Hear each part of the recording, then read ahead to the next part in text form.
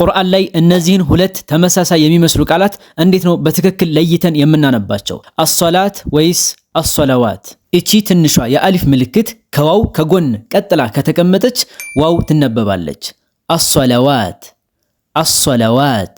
ሆኖም እቺ የአሊፍ ምልክት ከዋው ከላይ ከተቀመጠች ግን ዋው አትነበብም፣ በአሊፍ ነው የምትነበበው።